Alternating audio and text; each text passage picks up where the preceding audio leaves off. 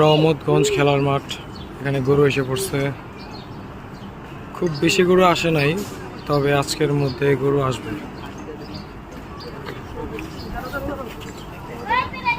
মাশাআল্লাহ, গরুগুলো সুন্দর, কালারফুল গরুগুলো আসছে এখানে।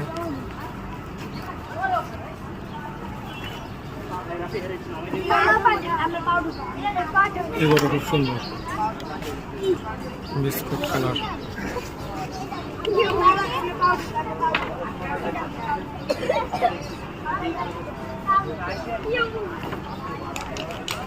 হাসা, পাগলা হাসা, পাগলা পাগলা গরু। পাগলামি করো।